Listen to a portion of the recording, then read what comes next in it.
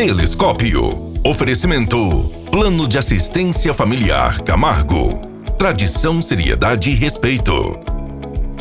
Unimed Sul Paulista. Sempre próximo, com o compromisso de cuidar de você. Sicredi. Conheça nossa agência. Aberto a partir das 9h30 às 15h30.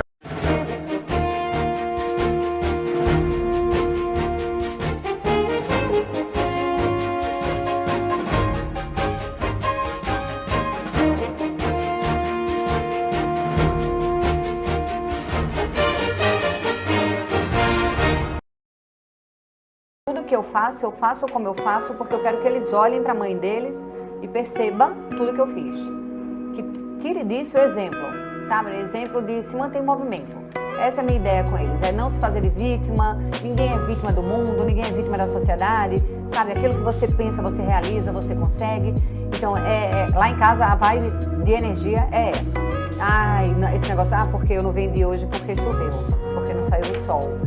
Não rola, sabe? Então tenta de novo, faz diferente, faz o que nunca ninguém fez. Quer resultado diferente, começa a fazer coisa diferente. Como que funciona esse golpe? A pessoa mostra interesse, ela curtiu, colocou @ destacar, e depois o criminoso vai abordar individualmente essas vítimas e falar assim, olha, preenche só alguns poucos dados do nosso cadastro para você estar participando, que você já vai ter a chance de ganhar aqui no sorteio e tudo mais. Então eles vão ver os interessados, as pessoas ingênuas que estão clicando e acreditando. Aí vai vir muitas coisas, desde você perder a sua plataforma da sua rede social, até você ter uma conta no banco digital com o seu nome que eles podem criar, e também, como caso de algumas vítimas, de ter financiamentos feitos com a sua foto, com a imagem que você fez, porque tem gente que às vezes eles pedem para gravar. Grave aqui que você gostou do nosso parque, que você gostou do nosso restaurante, e a pessoa grava assim, olha, eu adorei comer tal prato e tal, assim, e numa essa imagem tua, eles vão transportar essa imagem tua para criar uma conta em banco digital usando a sua imagem verdadeira. Contemplamos até trouxe aqui bem discriminado, que onde nós não ficamos falando de cidade por cidade, porque é muita gente, a gente está falando do mandato como um todo. Mas é importante que o nosso município, que tem uma audiência tão importante aqui na TVI, uma emissora da cidade que é tão respeitada, e prestar essas contas. Ontem, de novidade, nós fizemos a indicação dos 28.400.000 reais, contemplando saúde, De saúde, a gente está falando de 8.900.000 para a cidade de Itapetininga, contemplando também o HLOB para aquisição de equipamentos de 1.300.000. Nós temos o esporte também, com novas quadras que o prefeito vai colocar para o município. Na educação, por exemplo, investimento, eu gosto muito, a geração de emprego sempre é minha pauta, Quanto mais capacitar jovens e adultos para estarem no mercado de trabalho com essa capacitação é importante. Então, por exemplo, computadores para o CEPROM, que é tão importante, tem diversos cursos. Os jovens que entram no CEPROM de Itapetininga são referências, empresas fazem contato direto com o CEPROM para levar e já garantir tanto o primeiro emprego quanto essa empregabilidade, que é tão importante para a gente. O social, eu sei que você gosta muito também, nós atendemos aqui em Itapetininga, doutora, 15 entidades assistentes. Então, eu julgo que esse carinho, toda essa é fruto também de uma entrega, eu acho que assim, tudo é uma corresponsabilidade. As pessoas me amaram, me acolheram, e eu pude retribuir naquilo que eu alcancei, que consegui dar, procurei retribuir nesses anos todos. Fabio, na verdade, assim, toda associação, todo trabalho que começa, ele começa sempre na necessidade de alguma coisa. Você pode ver que toda associação ela visa suprir algum espaço que não está sendo preenchido. Uma das coisas que fez com que nós, eu, o Carriel e mais pessoas chegássemos à ideia de criar o Aliança era justamente no quê? Numa situação em que a gente pudesse levar para a população uma discussão mais clara sobre política. Não só isso, também um auxílio direto às associações da cidade. Olha, asseguro para você, não há no estado de São Paulo uma região mais bela, mais bonita do que essa aqui. Você tem uma topografia maravilhosa, você tem um microclima, Fábio, fantástico, rapaz. Fantástico. Que favorece, Você tem terra de boa qualidade, você tem disponibilidade hídrica entendeu?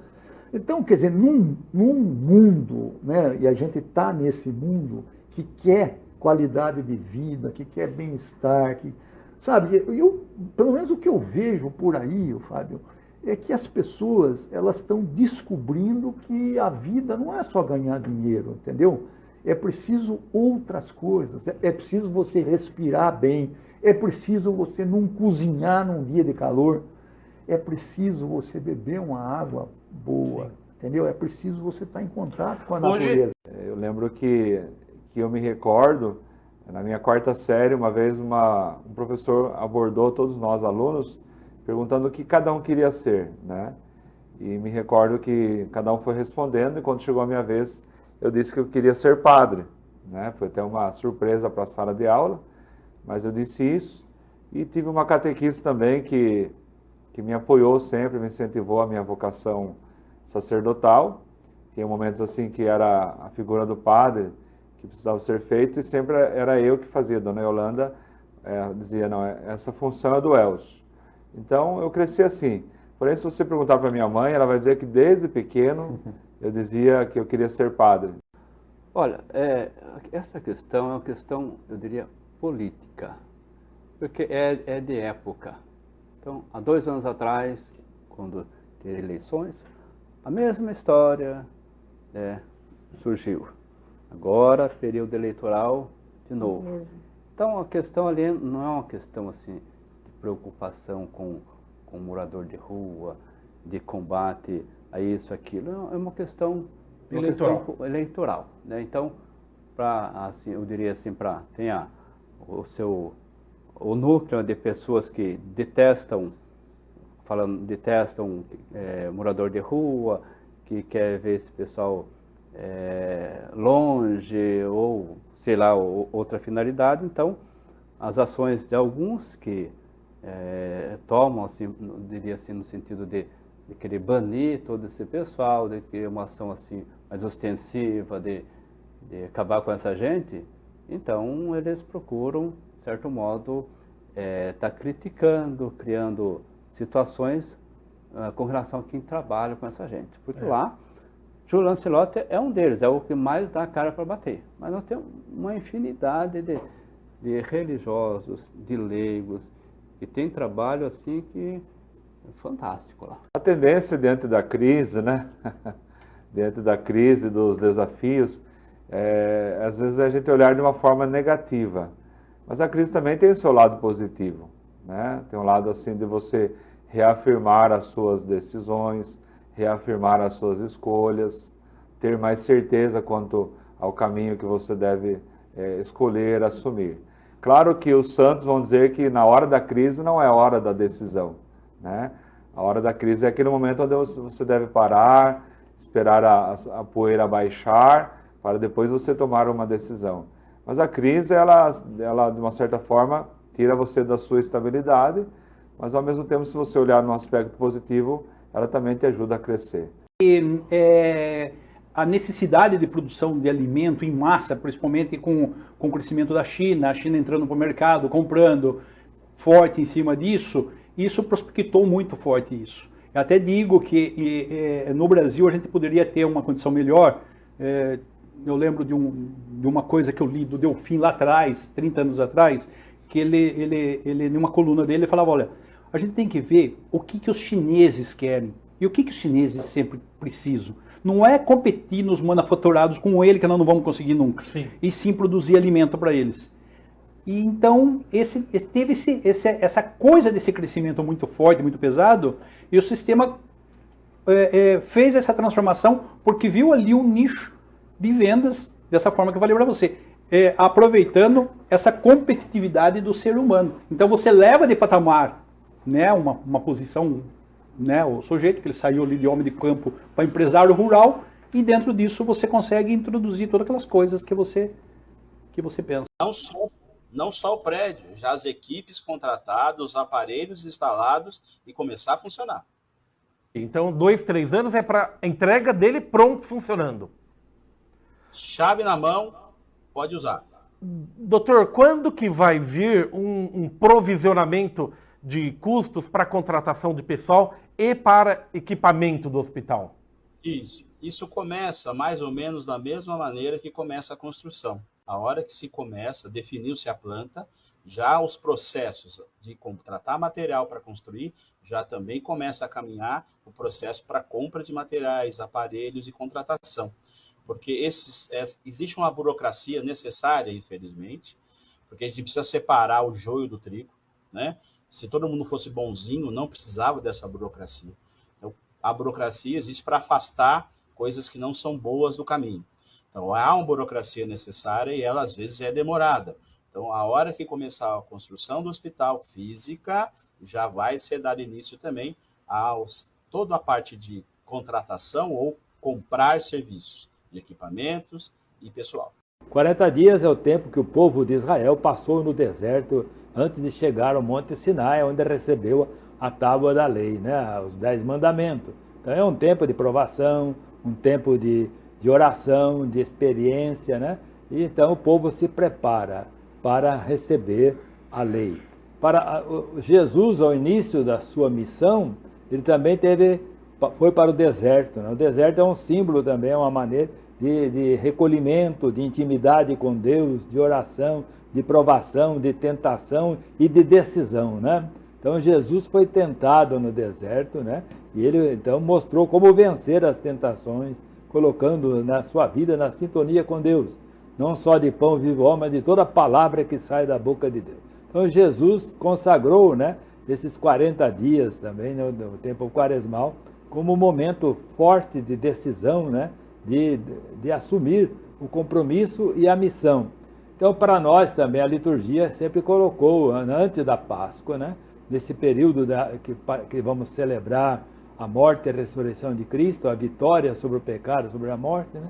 Então, esse tempo quaresmal, que é um retiro, então, que a gente vai se preparando, renovando a nossa vida. O convite nesse dia de hoje é voltar para Deus, né? Rasgai os vossos corações e não as vossas vestes. Olha, eu acho que no presente momento estão sendo descobertos fatos que no passado, né? No passado, digo, não tanto tempo atrás assim, mas quando nós estávamos nas últimas eleições presidenciais, principalmente, fatos que estão vindo à tona somente agora e que mostraram, sim, que nós vivemos ali momentos de tensão que por muito pouco a gente não viu uma catástrofe acontecer, um retrocesso, né, que com certeza geraria uma imagem muito negativa do Brasil no campo internacional. E para quem não é do Brasil, agora vendo essas situações que estão sendo descobertas pela Polícia Federal, inúmeras operações, inúmeras delações, investigações,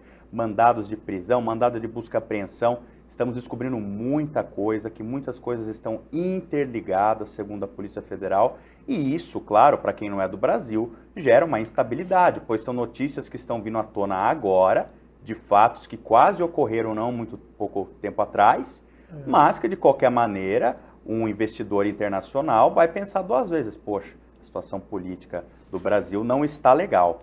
Primeiramente, agradecer o convite, tá? A gente apresentar esse prazer nosso, a tradição nossa, que é por paixão mesmo, porque você não leva vantagem nenhuma, mas é paixão, tá no coração, tá no sangue. Eu venho de família tropeira, então a gente tá aí. Em 1988, eu administrava a fazenda e fui convidado para uma romaria de Pirapora do Bom Jesus, que hoje... Administrava aqui em Itapetininga mesmo? Administrava aqui perto de Sarapuí, tá, uma fazenda. Fui convidado, o Toninho Marconi era presidente da romaria e tal, iniciei. E ali eu não parei, dali para cá. Depois, na sequência, em 2004, eu era presidente já da romaria, fundamos o Clube dos Cavaleiros de Itapetininga. Sim. Você tem conhecimento disso? Já passou lá atrás? Conheço, tá? Conheço. Você também tem um pouquinho de tropeiro, mas de pena que você teve uma queda da mula, lembra? Do chapéu, aí, por conta do chapéu. Depois a gente fala disso aí. Então, mas daí é o seguinte... Então daí... tá fazendo quase 40 anos, 88? É. Nossa. Entendeu? Então, e veio a pandemia, deu uma atrapalhada, mas esse ano vai ser a 38ª, né? A gente tá fazendo a romaria também de Pirapora ainda, vai ser a 38ª. Quando que vai ser? Em agosto, primeira quarta-feira depois do Dia dos Pais. Tá. A Romaria, 38ª. E gostaria até de convidar aquelas pessoas antigas que viajou a viajar com a gente, tá? Porque... Acho que das romarias, eu acho que é a mais tradicional, né? É a mais tradicional. Aqui da nossa cidade aí, é ir pra Pirapora, né? E depois vem a de Aparecida que a gente faz também, vai ser a 18ª, a gente vai fazer em novembro, se Deus quiser, 18ª. Agosto para Pirapora? Novembro para Aparecida. Maio tem a Tararé Sorocaba também, então a gente está aí na... Tararé Sorocaba é aquela tradicional que percorre Caminho das todo Tropas. esse Caminho das Tropas. Isso. E passa aqui por Itapetininga também. Itapetininga. Então, se Deus quiser, vamos fazer ela também. Mas então, voltando lá como eu iniciei, então daí veio o prazer, porque eu, na verdade, em 75, eu trabalhava na roça, com mula, mas na roça, arado, carpideira. Não montava? Não, pouco montava, não tinha tempo, né, mano? E era trabalho mesmo. E depois que veio, depois na vida, lá no 88 que eu iniciei essa carreira de viagem, da romaria e tal, e estamos aí hoje. Graças a Deus, fundamos o Clube dos Cavaleiros, depois mudamos para a Associação dos Cavaleiros e Muladeiros de Itapetininga. Cavaleiros e Muladeiros. Hoje temos a nossa sede lá no Monte Santo. Isso. Tá? É uma concessão pela prefeitura e estamos aí. A gente viu a questão do transporte público. Alguns meses atrás, né, vamos falar aí há um ano atrás, era um grande desafio para o prefeito e isso foi resolvido. E além disso, agora o transporte gratuito. A gente vê que antes o transporte, o ônibus andava vazio e a gente já vê ônibus andando cheio. Sim. E eu vejo a questão do emprego. As pessoas estão utilizando o transporte público para ir até procurar um emprego. Ô, Dudu, o golpe, é estranho, né? Eles falar em golpe do Bolsonaro. O cara faz ele faz uma reunião de ministros, pessoas envolvidas, mas é filmada, né? Quer dizer, eu quero fazer algo contra você, não quero que você saiba, mas eu vou conversar com gente que está filmando tudo e pode passar para você. Isso não existe, isso não é golpe. Né? Ele expôs ali a situação dele, uma ideia, se voltar ao PT, era a ideia que ele tinha, a preocupação dele. Mas dizer que aquilo era uma reunião para golpe, onde é que está isso? Né? Agora, a gente sabe que mas quando o ministro fala assim, vamos virar a mesa, isso não é... coisa dele, mas, tá sendo filmado. Não, mas estava privado, né? Não, estava sendo filmado, qualquer um podia soltar aquilo lá. Quanta coisa, às vezes, é feita escondido e alguém vai lá e solta. Você entendeu? Então, eu não vejo dessa maneira. Talvez a minha visão, né? Talvez dele veja. Pretende ir domingo na manifestação? Não, eu não vou, por causa que eu tenho igreja, eu tenho culto de manhã e culto à noite. Eu não vou deixar aonde eu estou, né, que seria a minha casa aqui, mas eu torço que tenha, assim, muita gente. Eu sei que vai sair muito ônibus aqui da cidade. Não é da carteirada que a turma fala, né? Mas eu tive que ir no banco e pagar umas coisas na lotérica, ali na Quintino. E tinha, acho que umas 20 pessoas ali, né, entre a lotérica e o comércio que tem ali, a antiga padaria ali, esqueci, do Português. Tinha umas 20 pessoas. Eu falei com 2, 3 ali. Falei, o que vocês estão achando? Tá legal? Não tem comentário, entendeu? Não tem, assim, não é elogiar o prefeito, entendeu? Para a população foi um benefício sem dúvida, né? Existem os falatórios, como eu já vim outra vez que falei para você, existem aqueles que não tem projeto para a cidade e quer bater no Jefferson que está fazendo alguma coisa, né? Da onde que vem esse dinheiro? Da onde que está tirando? Mas vem do orçamento. Então, mas daí tem uns ignorantes que falam, tirou da educação para dar o ônibus. E não existe isso, tirou da saúde. As emendas, as verbas são tudo carimbadas, cada um na sua, não tem como mexer. Porque da saúde é saúde. E quando o Jefferson foi noticiar isso aí, o bispo estava junto, o Leonardo também, ele chamou a base dele, ele chamou alguns vereadores também que não são oposição, mas também não estão juntos ali, vamos dizer, no barco. Eu levei um susto quando ele explicou, Fábio. Ele falou, hoje a gente pega um Uber, qualquer lugar que você vai é 12, 15 reais um Uber. Qualquer lugar que você vai. Não tem Uber de 5, de 3 reais, não existe. E o Jefferson falou o custo, nesses meses que ele ficou, né, que a prefeitura pegou esses 6 meses, ele levantando o custo, sabe quanto que seria a passagem do ônibus se hoje a gente fosse pagar? Você tem ideia? Não faço ideia. 15 reais ia ser a passagem do ônibus. Mas a gente pagar 3,50, porque a prefeitura subsidia. faz o subsídio, subsidiava 11,50. Então o que ele fez? Em vez de ficar dando 11,50, ele falou, vamos pagar tudo de uma vez então e fazer um bem à população, devolver aquilo que eles pagam imposto para não estar fazendo propaganda política, que estão falando, tá usando isso aí para ter voto, entendeu? Ele devolveu aquilo que há muitos anos, quantos que não falavam, né? O Marcelo até esse dia falou, o prefeito me escutou, o Marcelo Nanino, o prefeito me escutou. O Marcelo sempre batia porque lá em Itapeva o prefeito fez. O que é ser um político, Itamar? Ser um político, eu acho que é você lutar pelo anseio da população, né? Eu encaro assim com uma missão, né? Não é fácil ser política. A Marina, ela agora tá assustadinha, tá até... Por que assustada? Dá vontade de chutar o bardo. Porque não é fácil você... porque o vereador, o papel do vereador, ele não executa, né? Ele pede, ele cobra, mas ele não executa. Então a gente fica dependente do executivo, né? Exatamente. E muitas vezes quando você pede, não é atendido, o executivo não faz, a culpa cai em cima do vereador. Porque a pessoa vem pedir para nós. Nós somos a caixa da ressonância da população. A verdade é essa. A população não tem um acesso ao prefeito, né? Não tem acesso ao executivo. Ele tem acesso ao vereador. O que é ser um político para você?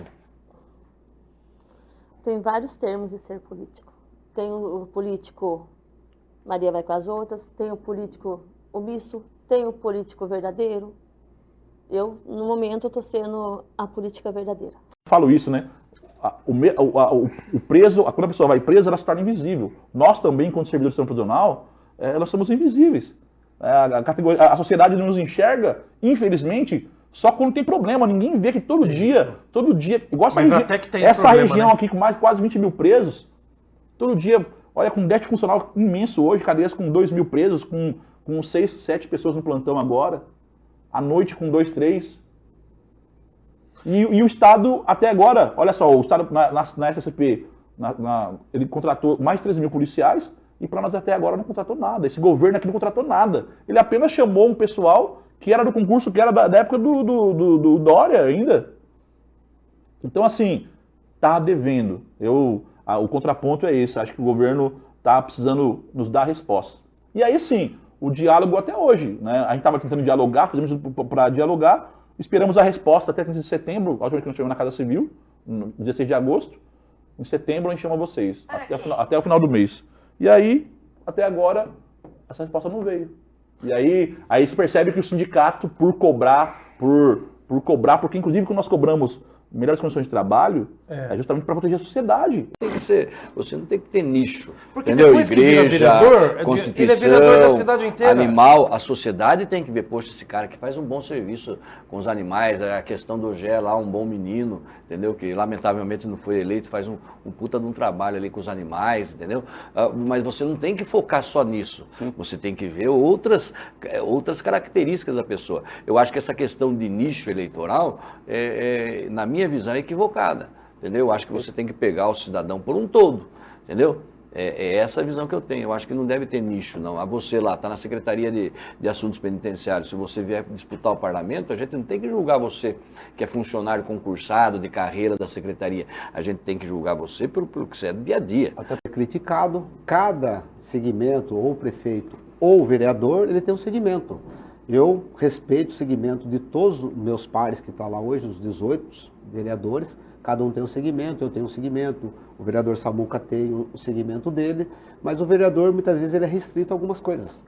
O vereador faz projeto de lei, ele faz os seus pedidos ou por requerimento, ou por indicação, ou por moção, enfim. E muitos vereadores saem a campos solicitando a demanda dos moradores de bairro, distritos, enfim. É que pedido tem milhares, vários, né? Eu foquei mais na área da educação e do trabalho. Então, é o meu local de trabalho, onde eu trabalho. Eu sou funcionário da prefeitura há muitos anos, há 30 anos, e estou lá hoje desenvolvendo um trabalho muito bom, juntamente com a parceria do prefeito. Comecei com a Simone Marqueto, que me deu total apoio na qualificação profissional de todos os itapetininganos que vão lá estudar, e hoje com o nosso grande prefeito Jefferson Brum, que está dando todo o apoio, incentivo às empresas, ao comércio de Itapetininga e aos estudantes que lá estão, a todo Itapetininga. Você está falando do CEPROM. CEPROM, exatamente. É uma qualificação que a gente faz, aonde insere no mercado de trabalho E muitos que estão ali já vão automaticamente ou montar o seu próprio negócio, ou ele vai Para o mercado de trabalho. Para o mercado de trabalho. Não. Infelizmente, quando você trabalha, né? Hoje isso é uma questão de você ver a educação no Brasil, de que maneira que ela se estabiliza, né? Num período muito curto a educação. Até 30 anos atrás, a educação era totalmente voltada para os ricos, né? Sim. Você não pegava, independente da profissão, de você, se você fosse fazer um curso de pedagogia de fisioterapia, você gastava um carro por ano. Se fosse fazer medicina, eram 10 carros por ano. Então essa é a questão da polarização, né? Que nós tínhamos PUC, 2, 3 estaduais e 2, 3 federais, o resto quem podia. Hoje tem mais acesso a essa questão da educação, mas ainda assim a gente tem uma educação fraca, que não é aquela questão de você chegar e falar, né, dos 3 poderes, né? Ela tanto começa nos municípios, como vai parar na União, e como começa na União e para nos municípios. Até porque, assim, quando você joga um ministro da Educação, você nunca vai jogar uma pessoa catedrática naquilo, né? Você vai jogar um puxa-saco naquilo, entendeu? Isso em todos os lugares, eu falo planamente, para receber críticas ou não críticas. E, infelizmente, hoje, a maior parte da população brasileira, no mínimo 58% da população brasileira, ela tem muito mais voltado o seu tempo, saber o que ela vai comer, saber quanto que ela vai pagar de luz, quanto ela vai pagar de água, até porque o salário, na realidade, ele não é um salário digno daquilo que o trabalhador merece, e na sua recreação é aquela coisa, né? Você passa a bater uma bolinha, ele tem que fazer isso mesmo, porque eu acho que é como você fala mal do carnaval. O carnaval é uma questão, a única festa no Brasil que é popular, que envolve o preto, o pobre, o rico, diferentes. O preto também, de forma democrática, mistura tudo. Eu fui falar pobre mesmo, né? Mas a única festa, né, que veio, que ela acaba levando isso. E é democrática, né? É democrática, mas assim, depois certas coisas que 58% da população faz, elas são praticamente rejeitadas para que tenha uma classe social maior. Então, assim, a sua briga do dia de você pegar um transporte público, levantar 5, lavar, passar, cozinhar, começar às 7, estar 8, 9 horas da noite em casa, realmente, essa popularização que é progressista, que não é progressista, o povo não tá par. Eu estava pensando, né, enquanto a Samira falava, estava pensando nos dados, né, o Diese publicou essa semana, né, alguns dados vários a respeito da situação da mulher, e mostra que a escolaridade das mulheres é mais alta, em geral, mas o nível salarial é menor. Tem lei para dar igualdade salarial, que é um absurdo precisar de uma lei para isso, né?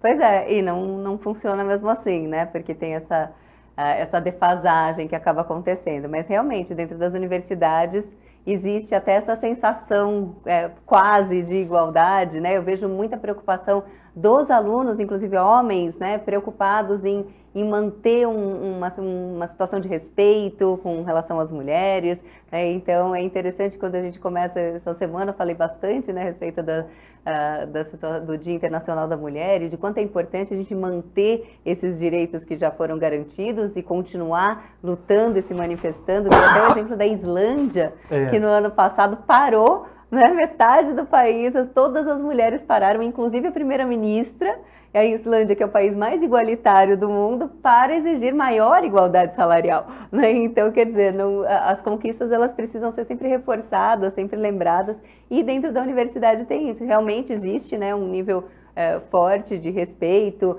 inclusive essa última experiência na Índia, né, que a gente comentou, que existe uma certa separação ali entre homens e mulheres. Eu fui visitar uma faculdade que era o Instituto Tecnológico de Varanasi, então um negócio muito grande, que vinha gente da Ásia toda, e aí o guia explicou que as mulheres não queriam estudar com os homens e por isso tinha uma faculdade separada. Eu só arregalei os olhos assim.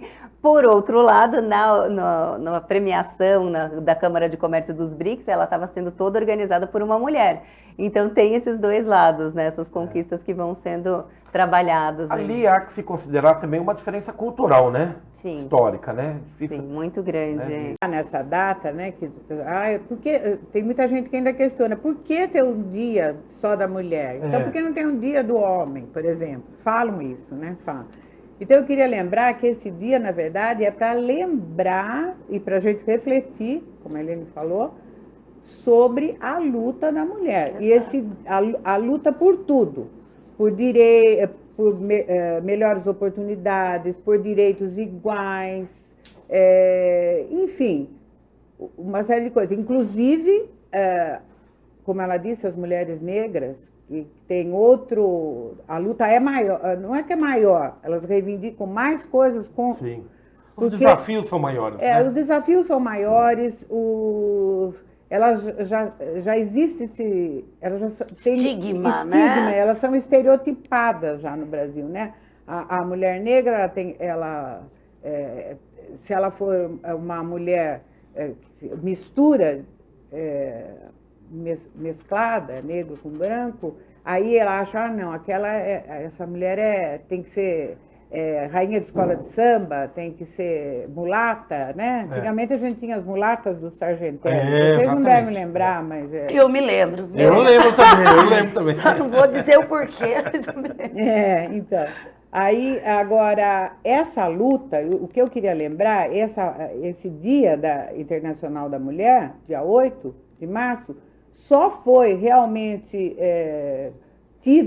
marcado como Dia Internacional da Mulher pela ONU em 1975.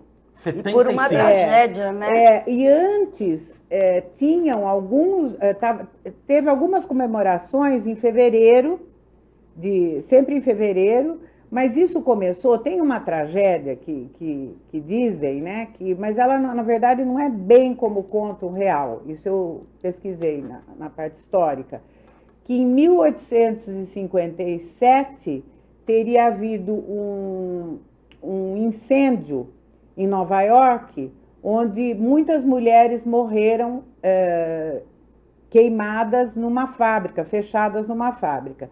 Não é bem essa a história, porque, na verdade, houve esse incêndio, mas não morreram só mulheres, a maioria era mulher, 136, se eu não me engano, e 21 homens. Mas, na verdade, por que aconteceu? E não foi em 1857, foi em 1913, se eu não me engano. Por quê? Porque e também não foi na data de 8 de março, tá? Foi em março, mas não foi nessa data, acho que foi dia 25 de março. Por quê? Elas eram, a maioria das mulheres que trabalhavam lá eram italianas, né, italianas, imigrantes e judias. Mas, na verdade, naquela época, as condições de trabalho, nesse lugar que ocorreu o incêndio, eles trancavam os funcionários, portas, né? Não só as mulheres, todos. Crianças, inclusive, né? Para que eles não saíssem do ambiente de trabalho, para folgas não autorizadas. Por isso que elas morreram. Depois teve também, em 1917, na Rússia, um movimento muito grande de mulheres. Em 17, na Rússia, aconteceu um monte de coisa, né? Sim. E também por causa do fim da guerra, muita fome, muito... Então, teve esse movimento. E depois seguiram-se outros movimentos, luta pelo voto, luta por direitos iguais, por melhores condições, porque na época da Revolução Industrial, né? Todos os trabalhadores, as mulheres principalmente, mas todos os trabalhadores eram submetidos a condições subhumanas de trabalho e não tinham direitos algum. Perfeito. Né? Então começou esse movimento até chegar a essa... eu acho importante destacar isso, porque às vezes eu falo, mas por que ter o dia só para comemorar? Todo dia é dia da mulher. Tudo bem, todo dia é dia da mulher, mas precisa haver uma data para a gente lembrar a luta, para reforçar a luta das mulheres, que é uma luta grande. Nós já tivemos avanços, logicamente, em muitos direitos, aspectos, né? Não tem nem comparação com a doutora falou, a conquista pelo voto. Você acredita nessa polarização que o Betinho falou, esquerda-direita? Olha, aqui no Itapetininga nós vamos ter assim... a esquerda vai polarizar com quem? Eu acredito que é o seguinte, eu acredito que a esquerda mesmo, se você for falar de esquerda, eles vão para o grupo da Paula, mas, historicamente falando, Itapetininga, mesmo tendo muitos votos... Só uma ressalva, não falei número de votos, falei em polarização política, isso, mas, assim, mas aqui em resultados é diferente. Que nós temos 3 candidatos em que um a gente sabe que é de direita, né? Que a questão do PL está vindo aí, o representante da direita, junto com o apoio de Bolsonaro e tudo. Outro é a questão do atual prefeito, tá? Da situação que, se você vê, não é a direita como era do Bolsonaro. É um centrão, mais ou menos. Isso, seria um centro. E você tem a esquerda, que seria a Paula, né? Então você tem 3 candidatos, três frentes, que pela primeira vez vai ter uma disputa depois dessa questão da polarização nacional. Porque até então as disputas que nós tínhamos aqui... A direita dividida em 2 e seria e a esquerda com um único candidato. Seria mais assim, como o Paiva falou, o Betinho falou, é a direita, o centro e a esquerda. Eu vejo que é dessa forma, tá? E aí vem aquela questão, por exemplo, se você pegar a votação para presidente, a esquerda aqui teve uma votação considerável. Só que de toda a história que nós tivemos... Nacional, né? Nacional, exatamente. Só que toda a história que nós temos, quando sai o candidato a prefeito de esquerda, ele não atinge... Não avança, né? Não avança. É aquela votação sempre bem abaixo dos outros 2 concorrentes. Aí polariza nos outros 2 concorrentes. Feminicídio. O feminicídio. Isso a gente vê todos os dias no Brasil. As estatísticas são muito altas. E por que isso? Porque a mulher ainda é considerado por alguns como propriedade, como objeto, e não pode ter livres escolhas de seus relacionamentos, de suas fés, de suas opiniões ou de seu trabalho. Sim. Ainda hoje, a gente vê a diferença salarial entre homens e mulheres que ocupam os mesmos cargos. A gente vê ainda hoje uma preterição na nomeação de mulheres em cargos de gestão. Sempre são homens. Na política, a gente vê também muito isso. A representatividade maior de homens que mulheres. Então, por isso que temos que lembrar todos os dias, mas março é um mês especial em que poder público, entidades privadas fazem todas essas movimentações para que a gente conscientize a população. O laboratório, ele é gerenciado pelo Estado de São Paulo. Nunca houve a possibilidade de fechar. Então, isso são falácias políticas, principalmente, claro, da oposição, né, que quer imputar ali algo que não existe. Recentemente, nós tivemos a visita da Marília Marton lá para fazer um novo modelo de alojamento. Então, ela queria fechar o alojamento. Isso, não falou em fechar, eu não ouvi em fechar o conservatório, em fechar o alojamento, né? Aparece, isso, é verdade. Época de política.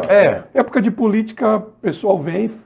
Pessoal da oposição. Teve uma vez que ficou marcado, nem que estavam falando que ia fechar, e por coincidências da vida, veio alguém que era para ser diretor ou coordenador de alguma coisa, que era conhecido da minha irmã e tal. Eu falei, ué, mas não ia fechar? Eu falei, não, acabaram de contratar o cara está se mudando para Tatuí. Exatamente. Não há que se falar em fechar nunca. Não. E do alojamento? Do alojamento foi... O alojamento havia, o que acontece? A questão do alojamento. A atual organização social que gerencia, que comanda hoje o conservatório, ela mandou um orçamento para o Estado para que fosse arrumado o alojamento. Quando veio a equipe para ver quanto ficaria para arrumar o alojamento, é um recurso caro, muito caro. E o alojamento hoje está na rodovia, está distante do conservatório. Então houve uma conversa entre a secretária e o governador para melhorar isso para os alunos. Talvez trazer mais perto, dar um subsídio de valor para que eles pudessem alugar as casas mais perto. Até uma outra possibilidade de construir, com o dinheiro da reforma, dava-se para construir um outro espaço mais próximo ao conservatório. Então, essas tratativas. Mas, como eu disse, quando envolve política, aí o pessoal usa isso, usa as pessoas como massa de manobra, usa isso como palanque político, começa a deturpar, distorcer tudo. Até porque, na verdade, para ser sincero, não é papel da prefeitura, né? Não é papel da prefeitura. O problema é do governo do Estado, né? Mas você precisa ver o que eu apanhei lá, por exemplo. O pessoal usa isso e fala um monte de besteira, né? Infelizmente. Quando surge uma agressão capacitista, na verdade é uma agressão ao ser humano, né? Sim. Não é nem a mulher, nem a homem, nem a pessoa. deficiente visual, nem a deficiente física, é a pessoa, né? Que tem habilidades, né, Fábio? A gente fala da deficiência, Edson, eu falo que quando eu vou falar em palestra, eu gosto de dizer assim, hoje nós vamos falar da pessoa com deficiência e habilidades. Eu fui no CEPREV outro dia, eles até deram assim risada, eles falaram assim, eu falei, hoje não vamos falar da deficiência, vamos falar das suas habilidades, porque para eu ajudá-los pela comissão, eu quero saber o que desperta em vocês como habilidades. Nada melhor do que a pessoa com deficiência saber aquilo de melhor que ela faz. Eu não sei fazer tudo, eu não tenho uma deficiência, porém tem muitas coisas que eu não tenho condições de exercer. Claro. Eu não tenho essa habilidade. Todos nós. Eu não tenho esse dom. Sim. E as pessoas com deficiência têm dons, têm habilidades, têm muitas coisas legais para apresentar e a gente fica focando na deficiência. Como que designa isso? Como que funciona? Então, você citou um negócio legal que é o ramo da construção civil, que são, assim, 90% da minha carteira de clientes é loteamento e condomínio. Então, como funciona, Fábio? É exatamente como você falou. O empreendedor, ele quer fazer esse empreendimento novo na cidade. Então, ele tem uma área que geralmente é um sítio, uma chácara, tem que ser uma área grande, né? Sim. E nessa área ele tem ali algumas árvores, né, remanescentes, tem dentro da propriedade árvores que precisam ser suprimidas para poder fazer o empreendimento. Então, a gente faz de A a Z, né? Desde a parte do licenciamento, que tem a parte nossa de engenharia, que vai lá, faz o levantamento dessas árvores, se é possível ou não o corte, quanto vai ser feito a reposição, e apresenta tanto para a Secretaria do Meio Ambiente, quanto para a CETESB, o projeto. Esse projeto ele tem que passar por diversas aprovações, não só desses órgãos, como outros órgãos também. Por exemplo? Né? No caso de um loteamento, né? O loteamento ele tem que passar por várias aprovações da prefeitura, questões de saneamento, né? Sim, de outras áreas. Outras áreas. Saneamento básico, isso. o vará de funcionamento, Sabesp, etc. Porém, a agenda verde, que é o que a gente cuida, é essa parte do licenciamento, né? Então, fazemos o licenciamento. Aprovado o loteamento, pode ser executada essa construção. Aí começam todos os trabalhos da DNA. Porque a princípio eu tinha falado para você que era só a produção de mudas de árvores nativas. Mas hoje, como eu te falei, são soluções ambientais. É uma gama de serviços que eu posso oferecer. Então vamos lá. Fiz o licenciamento para esse empreendedor lá do ramo imobiliário. Sim. Qual que é o próximo passo? Eu tenho que cortar as árvores dentro daquela propriedade para que comece a movimentação de terra, fazer o arruamento, né? Então, hoje em dia você não pode derrubar uma árvore sem autorização, né? Não, jamais. Ela isso é crime, né? Sendo exótica ou nativa, você precisa informar os órgãos competentes que você vai fazer aquela derrubada, né? Então, posterior à aprovação, eu tenho minha equipe, que é totalmente treinada, totalmente equipada. É importante ressaltar isso aí, Fábio, porque as normas de segurança do trabalho têm que ser totalmente respeitadas numa operação dessa, né? Os equipamentos de proteção individual, a licença dos equipamentos de corte, né? Porque hoje em dia não pode chegar com uma motosserra e derrubar a árvore na calçada, uma motosserra, né? É como uma arma mesmo, ela precisa de um porte. Esse porte é um licenciamento do IBAMA. Não sabia disso. Sim, ele tem um chassi dentro daquela motosserra, né? Uma plaqueta de chassi. Aquela plaqueta ela tem que estar associada a um código lá no IBAMA, um registro no IBAMA. Então tem uma pessoa responsável. Sim, claro, que autoriza aquela motosserra a fazer os devidos trabalhos, né? Então, partimos para o corte. Fizemos o corte. Qual que é o próximo passo? Aquele material lenhoso que gerou, ele não pode ser descartado em qualquer lugar, né? Você tem que remover aquilo. Como que você faz? Tanto você pode levar para algum lugar de descarte, ou você pode triturar esse material, que é um outro equipamento que eu tenho, que é um triturador florestal. Então é uma máquina americana que você coloca troncos de árvores e ele gera um cavaco de madeira, bem pequeno assim. Um ralador de grande porte, vamos dizer assim, né? E aquele material, ele pode ser reutilizado. Você pode colocar para ele manter a umidade das plantas em canteiro, você pode vender esse material para a indústria, para ser usado na queima, entendeu? Para gerar energia. Então, esse é um material reutilizável. Então, é muito importante quando você derruba isso aí. uma árvore, passado todo esse trâmite aí burocrático, você leva esse resíduo para a sua unidade lá, e lá que você manda triturar. Não, esse triturador meu é móvel, eu posso triturar até o local. No próprio local mesmo, sem problema algum. Então, chego lá e deixo esse material triturado no local. Já derruba a árvore, pode até esparramar, ali. Ele junta com a terra ali, não tem problema nenhum, entendeu? Ele acaba desaparecendo aquele material, né? Sim. Posterior a isso, tá bom, fizemos lá a derrubada, limpamos a área. o loteador começa com o empreendimento, faz as ruas, né? Faz as guias, faz toda a tubulação. E aí chega a parte da arborização urbana, que nada mais é do que plantar as árvores nas ruas, né? Dentro desse loteamento Dentro novo. desse empreendimento.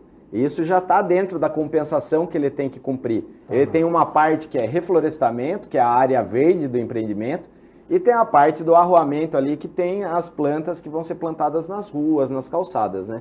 Não houve tentativa de golpe. Na minha visão, não houve tentativa nenhuma de golpe.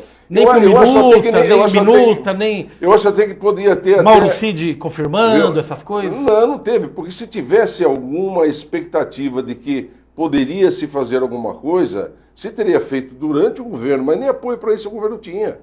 Não se dá um golpe sem apoio, principalmente das Forças Armadas.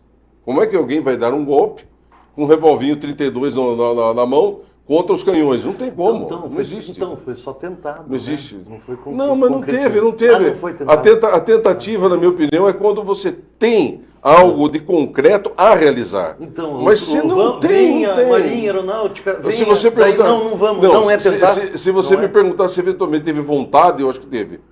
Mas tentativa. Não foi tentado. Não houve chamada às forças públicas? Vem cá. Não é tentado. Não sei. Essa conversa eu não sei. Tá.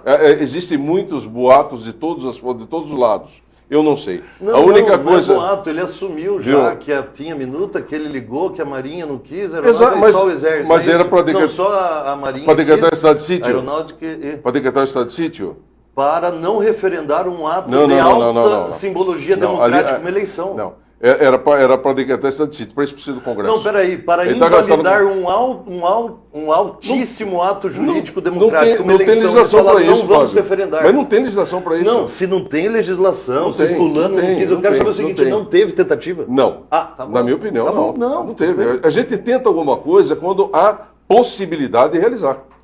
Sem possibilidade de realizar, vai tentar o quê? É ilusão. Então, mas para saber se... Você precisa, por exemplo, eu quero tomar um copo de água.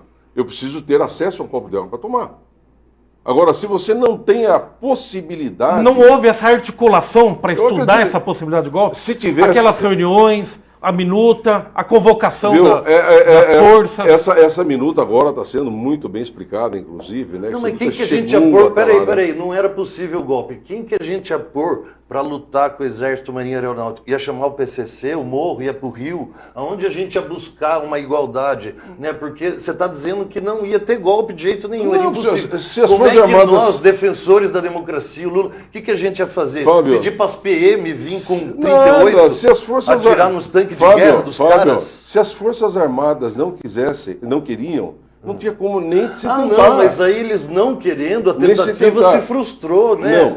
Não. Só teríamos uma tentativa se houvesse essa possibilidade. Aí poderia dizer, tentaram dar um golpe porque tinha essa possibilidade. Mas se não tem possibilidade, vai tentar o quê? Claro que tinha possibilidade, os caras têm arma, eles matam quem vier na frente. Bom, mas de qualquer forma... você quem fica na frente. Mas de qualquer forma, houve uma tentativa frustrada. Quem mata? Uma contestação da democracia. Não, a questão quem mata? é essa, né? Você pode com tanque de guerra? Você pode? Não pode. Você pode com tanque de guerra?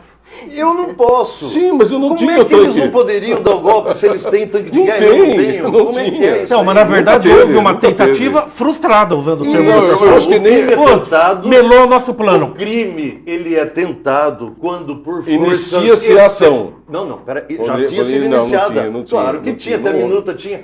Se tivesse havido ação, o povo teria conseguido. O direito penal é assim, o crime é tentado quando um fator estranho impede a sua consumação, algo inesperado que você não contava. Ele queria um golpe. Algo inesperado. Ele veio e fala, vem cá, turma que tem pólvora, vem cá ameaçar com pólvora a vida das pessoas para a gente anular uma eleição legítima. Você falou tudo. Os caras falam, não queremos. É tentado. Você falou tudo. Claro que é, mas faltava o canhão, faltava a pólvora.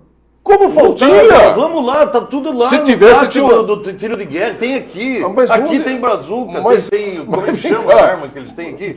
Você pode ter, mas não ia usar.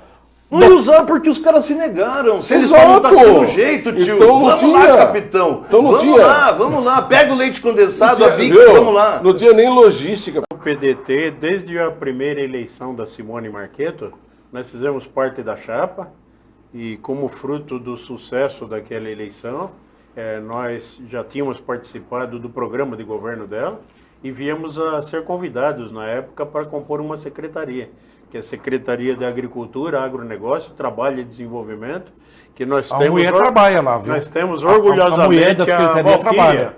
A Valquíria é a nossa secretária e ela trabalha muito, viu?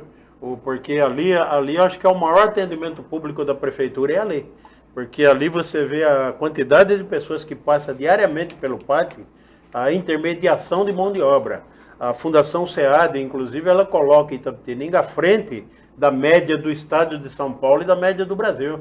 Nós temos acompanhado... Geração de emprego? Geração de emprego. Nos últimos 12 meses, percentualmente falando, Itapetininga está à frente de São Paulo e à frente do Brasil. Os indicadores de Itapetininga sempre estão à frente. Outro dia eu perguntei para o prefeito, o slogan que a prefeitura usa é a cidade que mais cresce. Da onde vêm esses dados? Então você está apontando um indicador aí. A Fundação SEAD é um dos indicadores disso daí. E, na verdade, a Fundação SEAD ela é insuspeita, porque, na verdade, ela é uma entidade autônoma. Técnica. É técnica. Então, quer dizer, ela mostra que, de fato, Itapetininga é a cidade que mais cresce. Com relação à questão anterior que você falou do H-Lobby, a gente quer aqui elogiar a administração da Nipo brasileira. Desde que eles entraram aí, a gente vê que o trabalho deles é sério.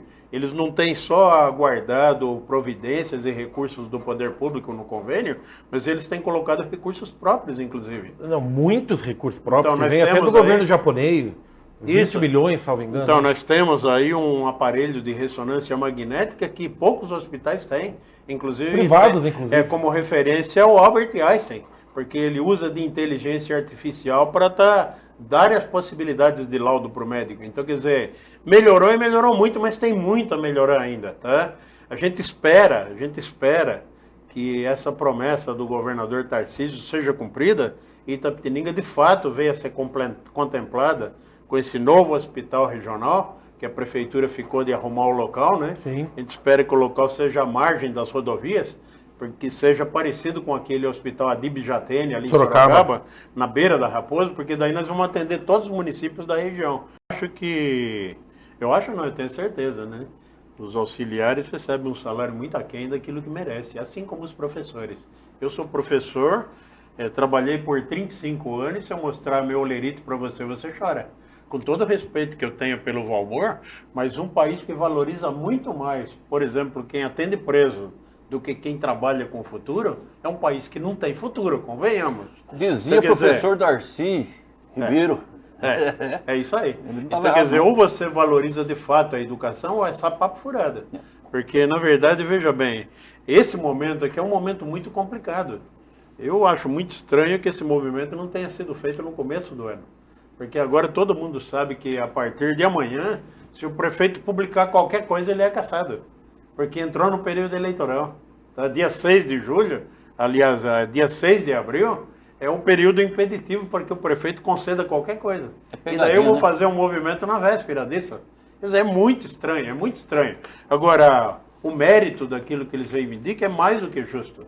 Agora, eu quero dizer que quando eu tive secretário da Educação, nós vimos como meio de tentar resolver isso, foi estar arrumando o estatuto do funcionário público. Sim. Porque apesar do auxiliar da educação, ele está trabalhando, prestando serviço na educação, até com atividade fim, você não pode usar dinheiro do Fundeb para pagar ele, você paga ele com dinheiro do Tesouro.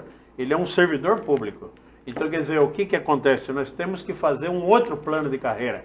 Quando eu estava lá na época do Di Fiore, ele contratou a Fundação Getúlio Vargas e nós queríamos, naquela oportunidade, mudar o estatuto para contemplar um novo plano de carreira, porque hoje você tem auxiliar de educação que tem curso superior, tem pedagogia, e está ganhando pouco mais de um salário mínimo. Tirando o desconto, eles recebem R$ 1.200, é uma vergonha. Imagine, para cuidar de uma criança já é difícil. Imagine, pelo módulo deles, de 30. Tem alguns que cuidam de 15, 20 crianças, trocando crianças o tempo inteiro. Quer dizer, é um absurdo. No mérito, eles merecem. Mas abram os olhos para não serem usados por quem quer que seja. Continuem se organizando, aproveita essa reunião de conciliação que vai ter no dia 8 com o prefeito, mas podem se preparar, porque o prefeito ele vai dizer o que a lei está falando. Uma coisa é o que eu quero, outra coisa é o que eu posso. Se ele conceder 1 centavo que seja para qualquer auxiliar ou qualquer funcionário, a partir do dia 6, ele perde o mandato e fica inelegível por 8 anos. Isso é a lei eleitoral que determina. Então, quer dizer, a data limite para fazer qualquer coisa é até o dia 6. Quer dizer, então teria que conversar muito antes, né? E o plano de carreira, infelizmente, naquela época que eu estava comentando, ele não avançou justamente porque o funcionalismo lotou a Câmara Municipal e xingou a Fundação Getúlio Vargas de incompetente, que eles não aceitavam que colocasse mérito para ter promoção. A promoção pensada pelo Di Fiore na época é que a cada 2 anos e meio o funcionário apresentasse um diploma ou qualquer coisa e pudesse evoluir no mínimo 5% a cada 2 anos e meio. Hoje a única evolução que tem para o funcionário que entra é quinquênio e sexta parte, ou seja, o camarada ele entra, não importa o que ele faça de formação na vida dele, ele vai ganhar igual o outro que tem ensino médio. Então, quer dizer, isso é um absurdo. Sim. Ou você faz uma carreira que melhore a condição de todas, ou você fica na Câmara brincando, dizendo que você vai conceder a data do aniversário como dia de folga. Quer dizer, vereador é muito mais do que isso. Vereador tem que pensar a cidade como um todo, apresentar um novo plano de carreira junto com a prefeitura para valorizar quem tem que ser valorizado. Aqui lá no Jardim Vieira de Moraes, a gente chegou a fazer programa no quintal da casa. A gente tinha um patrocínio de uma churrascaria que dava espetinho pra gente. Tinha o assador de espetinho e fornecia para os convidados e para nós ali. Boa ideia, viu? Coisa boa, acabou isso. Só que os apresentadores não tinham nada. Quando chegava na hora do intervalo, quando chegava, mudava. Já comiam tudo. Já tinham comido tudo. Mas foi interessante. Foi interessante. Daí veio essa união, eu, Quirino, do Camisa 21. Sim. Quando nós fundamos o Camisa 21. Então, assim, o sindicato não é contra a empresa. Ao contrário, a gente quer que a empresa gere mais emprego, mais renda, que dê um benefício melhor, entendeu, para o trabalhador. Ontem eu estava conversando com um gerente de um supermercado, né? Ele falou um pouco da dificuldade de ter mão de obra, de contratar mão de obra. E aí eu falei, aí comentando com ele, mas você tem que dar um benefício a mais também, porque a gente sabe que, principalmente em supermercado, se trabalha de domingo a domingo, entendeu? E aí, às vezes o jovem não quer trabalhar de domingo a domingo. Mas, enfim, se você der um benefício a mais, com certeza, ele vai se estabelecer, vai querer trabalhar, entendeu? Sábado, domingo, feriado. Então é isso. O interesse do sindicato é gerar renda, gerar emprego. Sim. Só que quando a gente fala de lixo zero, a gente não fala só... Boa tarde. A gente não fala só do R de reciclagem. O primeiro R é o de repensar. Repensar nossos hábitos. Será que a gente está indo para o caminho ideal? Ou a gente pode mudar alguma coisa? E essa mudança não precisa ser radical. Ela pode ser aos pouquinhos. Sim. Mas é importante a educação. A educação é a coisa mais... A conscientização. Fortalecer isso com os R's, né? O de repensar, de reduzir, de recusar, de substituir por um produto mais ecológico. E aí, por fim, a reciclagem. E a reciclagem, a gente tem que ter noção de que o resíduo é nosso. Então, a responsabilidade é nossa.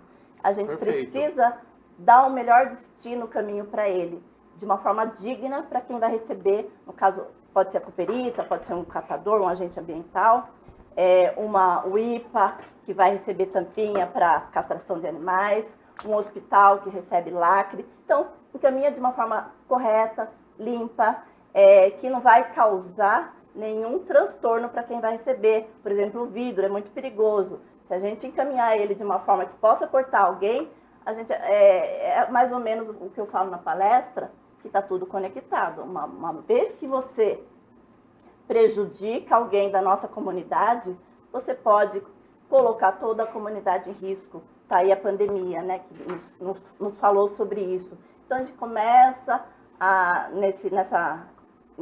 nessa educação que eu faço nas escolas, eu dou muito esse exemplo de conexão.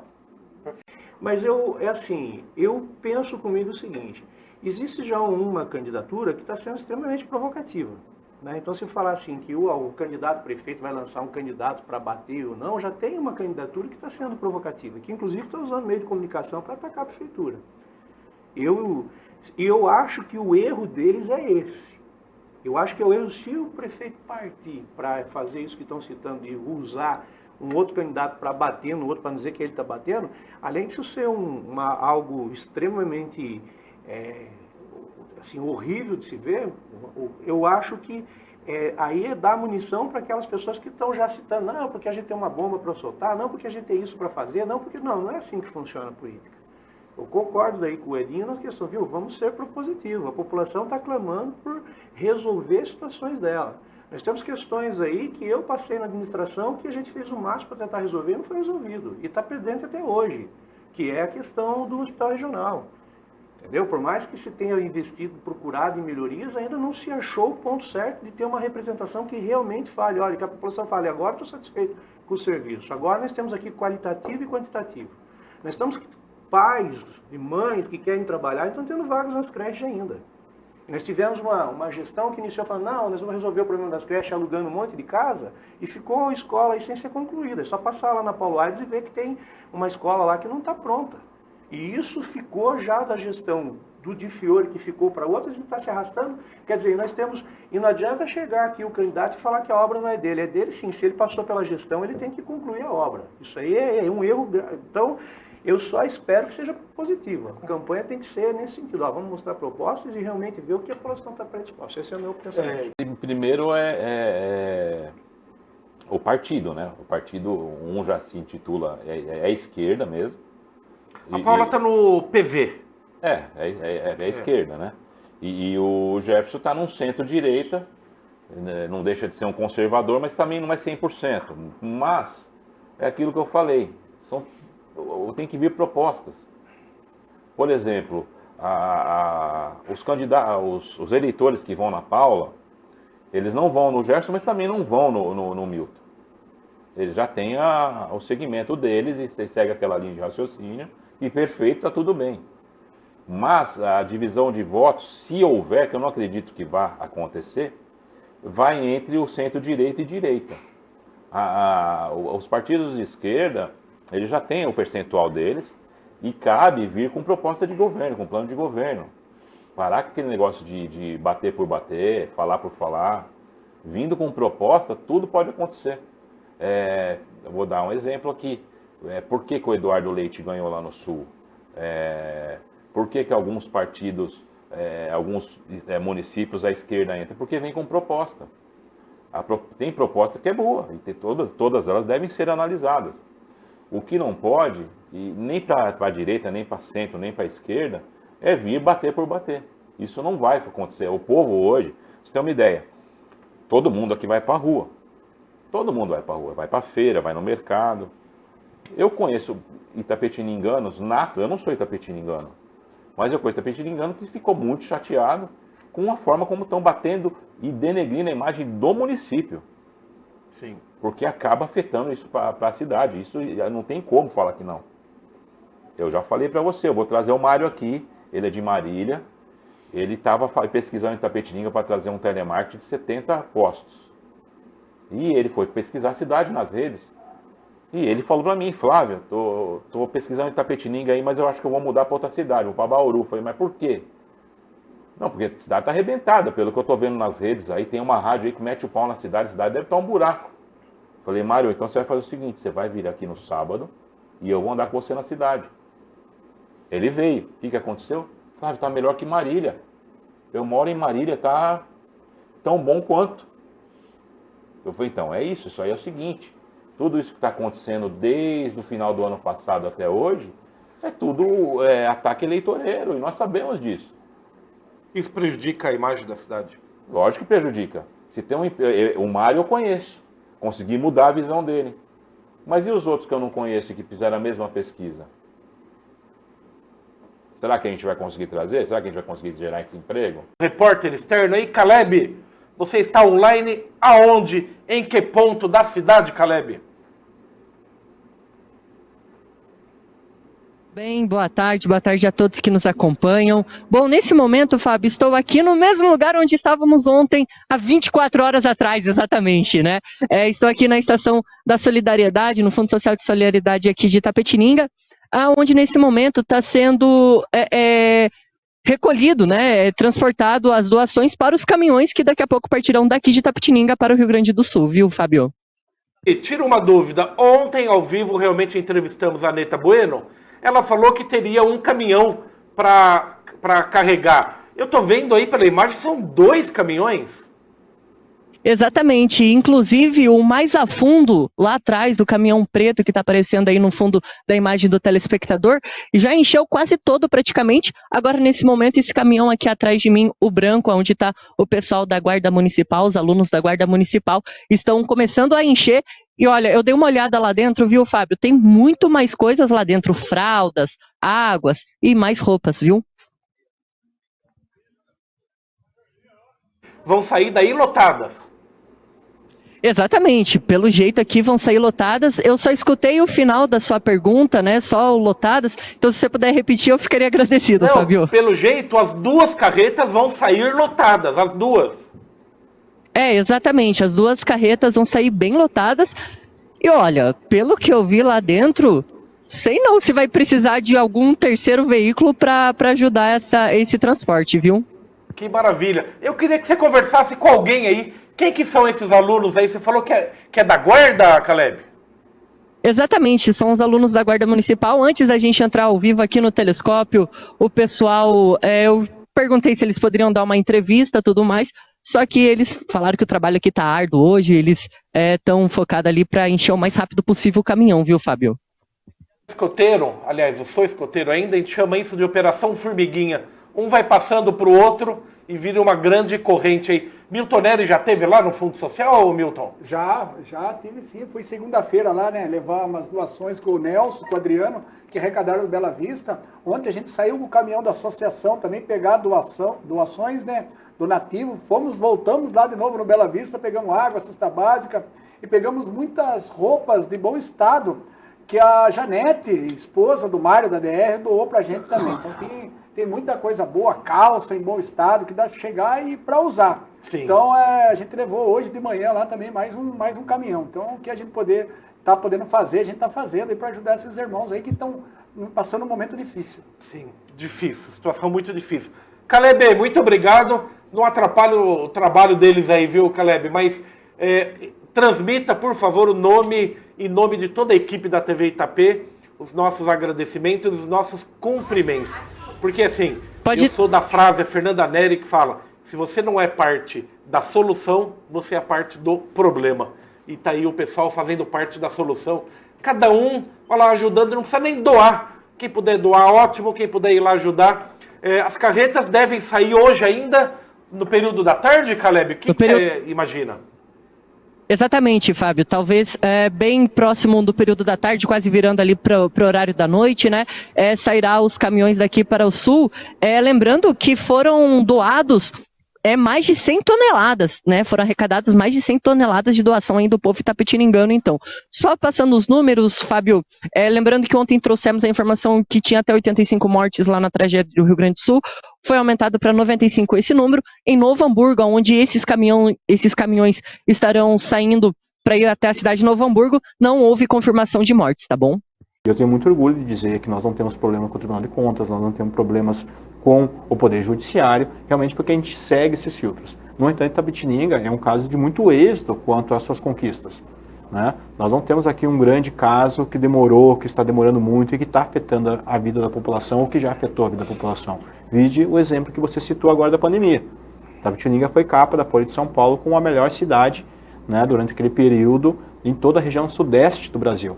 Né, nos melhores estados do Brasil, que é a região sudeste, Itapetininga liderou essa corrida. Então a gente conseguiu fazer isso com êxito, com celeridade, com transparência e sem nenhum problema administrativo ou jurídico. Eu acho que assim, a gente teve uma coisa positiva, que foi a mobilização, era então o presidente Dilma na época, que foi a primeira a encomendar esse estudo. Então assim, teve um estudo, diferente de você só comparecer numa reunião. Lembrando que houve sim uma mobilização no Brasil, né, na primeira década dos anos 2000, conseguiram diminuir o desmatamento na Amazônia. Né? E houve esses documentos. Só que depois, troca de gestão, né, eu não consigo imaginar o ex-presidente ou o Temer encomendando um documento desses. Ou sequer preocupado com isso. Tanto é que o documento saiu do site. Mas continuando, eu vou fazer um gancho com o que eu ia comentar, que tem pessoal que fala, não tem efeito estufa. Infelizmente, eu queria que fosse verdade, que isso aí que o pessoal fala. Eles não percebem que eles estão sendo manipulados, né? Já os governantes, principalmente os mais lúcidos, sabem que isso está acontecendo. Tirando alguns que se prestam a ficar negando, né? Que infelizmente a gente tem. Mas eu acho que assim, o problema que você comentou, não vou nem usar a palavra negligência, mas no fundo é negligência. Então, pegar o exemplo do Eduardo Leite e depois fazer um desagravo que não é só ele, não que ele esteja certo. Mas ele falou assim, ele confessou, né? Temos outras agendas. Ele confessou, a pressão foi tão grande e ele falou aquilo, eu não sei se foi só o estudo que eu mostrei, mas, por exemplo, o que eu mostrei foi o próprio governo que encomendou. Então ele falou, realmente, a gente tinha estudos que alertavam sobre isso, mas tínhamos outras agendas.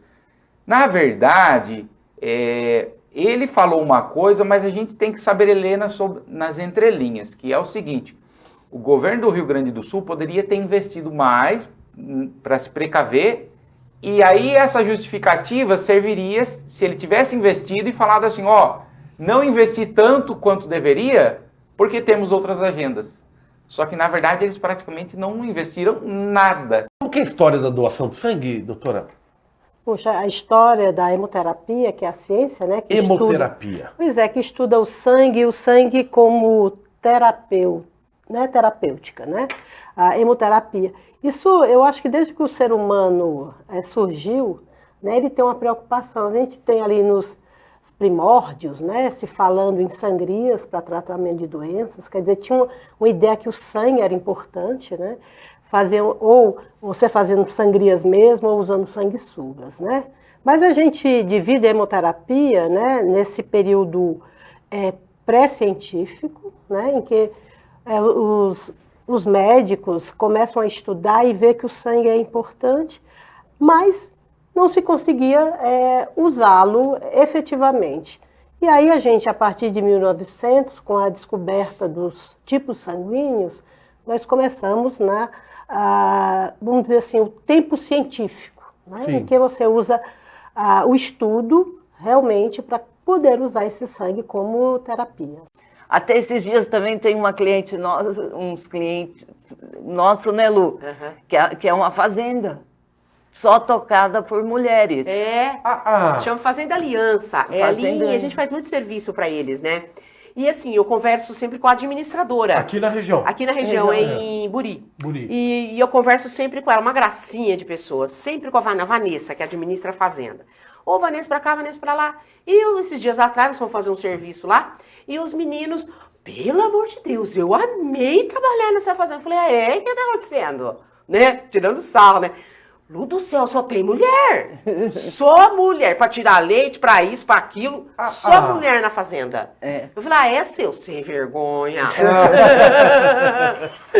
Viu, mas como que é essa invasão, né, de uma área que era específica para homens e agora as mulheres entrando?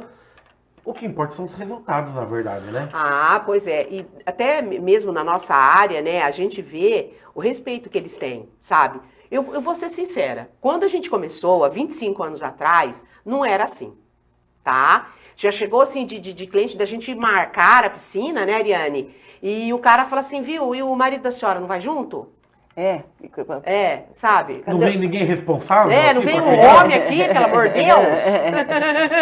Falei, não, somos eu e ela, mas o senhor será bem atendido. O senhor pode ter certeza disso. Então vamos lá que eu quero ver. Chegava lá, a gente dominava, a gente sabia o que estava fazendo, falando, né? Sim. Aí a pessoa acalmava. Mas a gente pegou muito disso, pegamos cliente de produto, Fábio, que estava comprando ali, né, produto químico, e o funcionário da loja estava com outro cliente. E é óbvio, ou eu, Ariane, íamos atender. O quê? Se fosse homem, principalmente homem. Falar, não, a senhora não quero que me atende. Eu vou esperar ele. Olha, só que preconceito bobo, não? Pois é. Qual é o projeto para a Praça Peixoto Gomide? A Praça Peixoto Gomide, quem vem nos acompanhando viu que nós derrubamos, né, já iniciamos a obra lá, derrubamos ali o antigo banheiro, que era construído, que existia ali, e estamos hoje com uma nova obra. O grande diferencial dessa nova obra é uma parceria que existe entre a Prefeitura Municipal e a empresa Nishima do Brasil. A empresa Nishima do Brasil, este ano, completa 50 anos, e alguns meses atrás eu procurei a empresa Nishima do Brasil, foi muito bem recebida, são meus amigos, né? O presidente Harasan esteve ontem aqui somente para acompanhar as obras comigo, ali a gente colocar os últimos pontos finais da obra, e naquele local ali, né, além de ter também sanitários, terá, né, e será a grande obra, a grande novidade, um posto da Guarda Civil Municipal. Então, posto da Guarda Civil. Então, exatamente. A nossa guarda, então, vai ocupar aquele espaço e estará 24 horas por dia, né, a partir da conclusão da obra, monitorando a segurança da nossa cidade a partir daquele ponto. Tem um cronograma para essa obra? Uma obra rápida. A gente acredita aí que uma obra mais tardar 90 dias a gente vai estar entregando. Fico imaginando as comemorações de Natal, ali com a feira, ali com a festa de Natal, o posto da Guarda. A Nishima do Brasil, Fábio, ela comemora aniversário, salvo engano, tá? Me desculpe então se a comunidade, se a empresa, se eu errar a data, mas se não for dia 7, é um dia muito perto, né? Inclusive com o nosso aniversário da cidade. E a gente já tem uma ideia aí de 30 dias antes, um tempo antes, já está concluída essa obra. Então, quando será realmente o descerramento da placa? Provavelmente perto desses dias de comemoração do aniversário da Nishima. Quando efetivamente ficará pronta? Bem antes do que isso. Tomara. Importante dizer continua sendo ilícito. Sim. Continua sendo errado e você não vai poder manter essa posse. Não tem nada a ver com legalização da maconha. Não tem nada a ver com legalização da maconha. Eu estava até discutindo antes com o doutor aqui. E eu acho que isso até não quero nem me adiantar, porque com certeza será o mote da questão, mas muitas pessoas, principalmente aquelas que não mantêm o contato jurídico diário, quando se deparam com esta situação, podem estar a pensar agora, então eu vou poder me valer de um cigarro de maconha no meio da rua? Isso. Não. Resposta, não. Esta conduta, ela permanece sendo ilícita. O que o STF fez de acordo de um julgamento fundamentado, é importante que se diga isso, foi descriminalizar o porte de maconha. Ela continua sendo um ilícito, porém fora da esfera criminal. Sim. Ela não irá gerar efeitos criminais. A professora Anice vai estar aqui a semana que vem na bancada. Acho que ela vai chorar a hora que ouvir seu depoimento, viu, Jéssica? A gente já chorou tanto desde ontem. Eu acho que até o dia de eu embarcar a gente vai continuar chorando. Viu? O importante é realmente celebrar essa sua conquista, é levar o nome de Itapetininga e a bandeira do Brasil no coração, porque você é um exemplo para uma grande geração, viu, Jéssica? Uma grande Itapetininga, felizmente, tem muitos artistas, esportistas, participando de atividades paralímpicas. Eu acho que muitas delas inspiradas por você, sabia? Foi um início de trabalho muito árduo, né? A gente começou muito nova, tanto eu quanto a Anice, eu aprendi com ela teve que aprender para poder me treinar, principalmente a modalidade que a gente está hoje, é uma modalidade muito difícil de praticar no Brasil. Então, assim, ela estudou muito para me treinar e hoje eu acredito que as pessoas que estão representando Itapetininga no meio paralímpico e que dizem que vem através de mim, não é só através de mim, mas é o trabalho tanto meu quanto dela e das pessoas que acreditam nesse trabalho, né? A gente tem aí a Sueli, que possui recorde das Américas. Eu vi a Sueli, antes de vir para cá, eu vi a Sueli chegando criança, hoje ela já se formou na escola. Tem o Vinícius do triatlon, que me ajudou muito a treinar no início, sabe? Então, assim, é como se eu passasse assim, um pouquinho da minha história para que eles pudessem criar deles também, e eu fico muito feliz por isso. Sua motivação, ela é importante para todos nós, viu, Jéssica? Muito sucesso. A gente vai estar acompanhando a sua trajetória. Conte com a TV Itapê, sempre incentivando, motivando, não só a você, lógico que a gente vai estar junto, mas a todos que queiram se inspirar. Fácil a vida não é para ninguém, né, Jéssica? É verdade. Assim, tá. Eu vou falar assim, o que a gente passou, mas é que assim, eu não esperava que eu fosse para os Jogos, eu sabia que existia uma chance. Porém, na minha modalidade, essa vaga é muito concorrida. Exato, Fábio. Primeira cobertura, né, olímpica da minha carreira, minha breve carreira, vamos dizer assim. Estou aqui faz uma semana já, cheguei no último sábado em Paris. As Olimpíadas não tinham começado ainda e andando pela cidade, o que a gente já viu de primeira, assim, é o forte esquema de segurança, viu? Torre Eiffel estava fechada, Arco do Triunfo também fechado, Museu do Louvre, tudo fechado. Isso para a abertura que aconteceu na sexta-feira, né? Então, aqueles turistas brasileiros, muitos brasileiros aqui em Paris, não para os jogos, a passeio, tiveram aí que remanejar a agenda, porque o esquema de segurança para a abertura, na primeira abertura fora de um estádio, primeira abertura, assim, a céu aberto, a gente pode dizer assim, aconteceu aqui na França. E o esquema de segurança, a gente pode comparar com um esquema de segurança para a guerra, né? Muitos helicópteros, polícias para todo quanto é lado, um esquema de segurança muito forte, áreas bloqueadas, ruas bloqueadas, mas quem conferiu na última sexta-feira pode ver a linda abertura, né, que foi aqui na França, apesar da chuva. Choveu, fazia uma onda forte de calor, a gente está no verão aqui na Europa, mas a chuva apareceu na sexta-feira. Então as primeiras impressões que a gente viu foram essas, assim, de segurança. Falando um pouquinho de jogos agora, o que tem de brasileiro aqui em Paris, Fábio, é brincadeira, viu? A França está sendo invadida pelos brasileiros, uma concentração muito grande aqui na Europa. O Comitê Olímpico do Brasil montou até uma área especial, uma fanfest, a gente pode dizer assim, para os brasileiros, que chama a Casa Brasil. E tem sido um sucesso. Os brasileiros têm que esperar, a fila de espera para conseguir entrar, tem sido um ponto de encontro entre eles aqui na França. E hoje, nessa Casa Brasil, Raíssa Leal vai para lá, né? Medalhista de bronze, ontem conseguiu a medalha de bronze, segunda medalha da Raíssa, com apenas aí 16 anos, segunda medalha olímpica. Então, hoje a Casa Brasil promete ficar pequena aqui na França, viu, Fábio? Alex, muitas notícias, né? A gente já pode compartilhar. Teve nadador brasileiro que foi expulso aí da Vila Olímpica. Você já conviveu com os atletas? Já teve algum contato informal? Como é o seu cotidiano aí, o seu dia a dia com os atletas, Alex? Vamos lá, para explicar para o pessoal de casa, eu estou aqui junto com o Comitê Olímpico do Brasil, né? Faço parte do time de comunicação provisória para esses Jogos Olímpicos, então cada dia eu vou para um lugar diferente.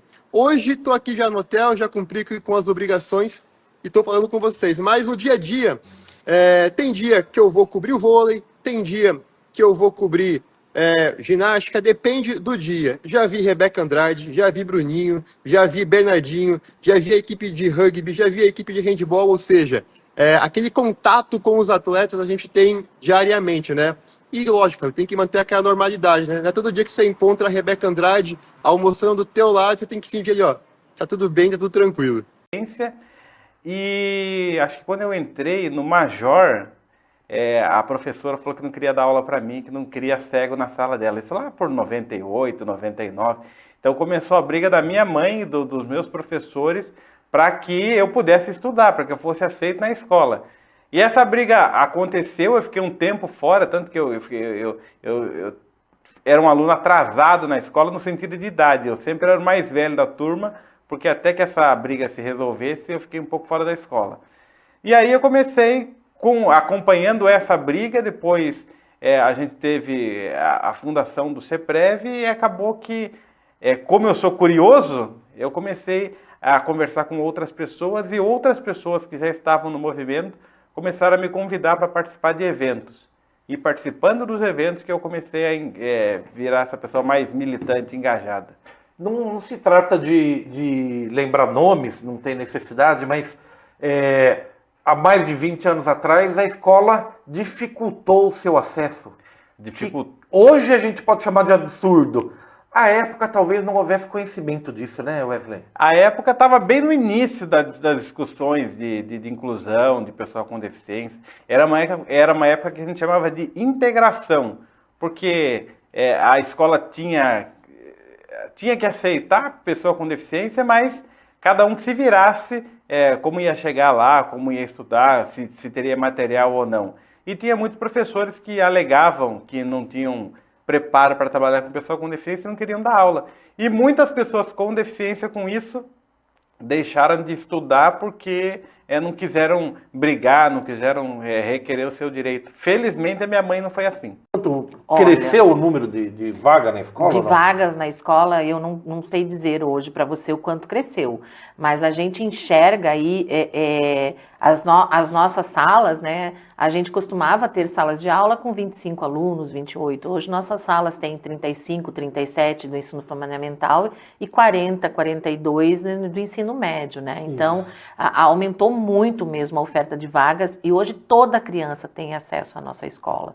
E a criança lá da Varginha, a criança da pescaria, a criança do Tupi, todas elas conseguem ter acesso à escola, porque hoje é oferecido também o transporte para ela. Né?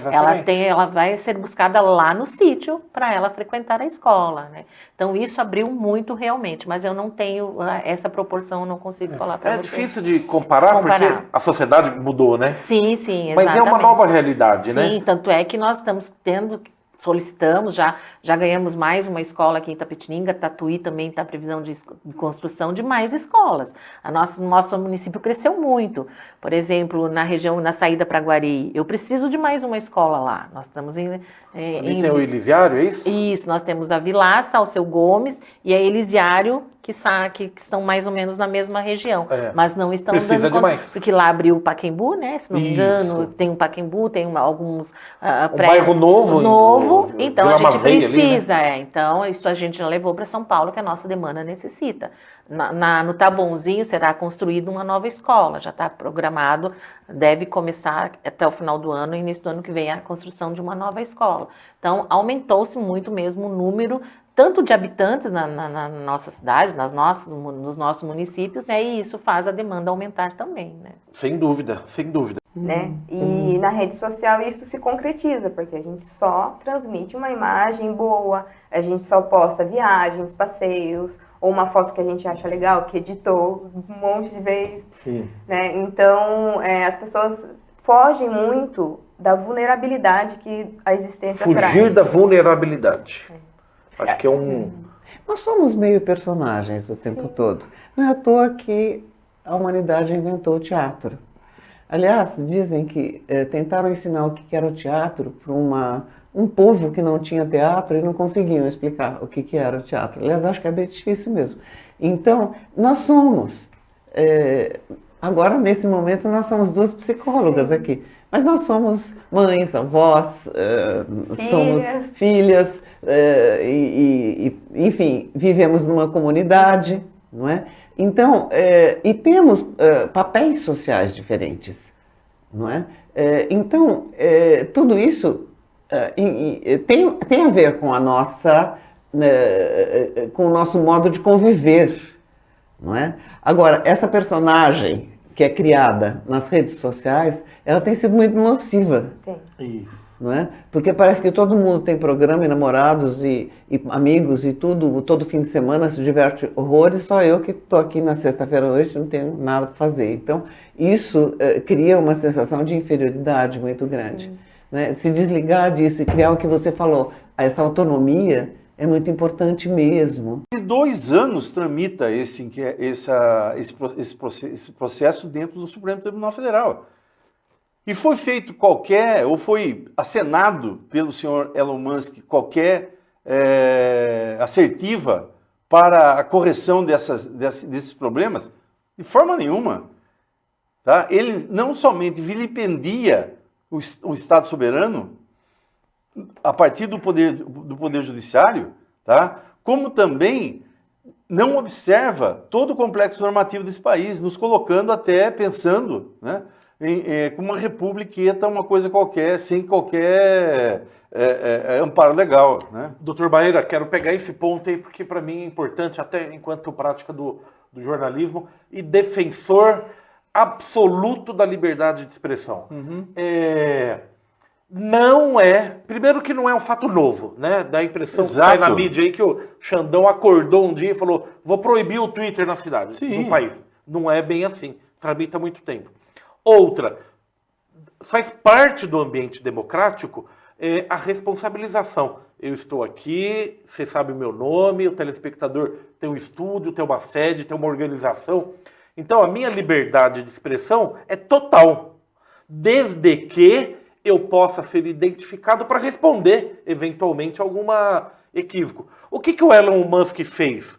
Primeiro que não respondeu aos chamados do Poder Judiciário. Não é do Xandão. Né? Vamos parar de personalizar um pouco. Exato. Segundo, desmontou o escritório no Brasil. Não tem responsabilidade, não tem um responsável legal. Isso é um absurdo. Né?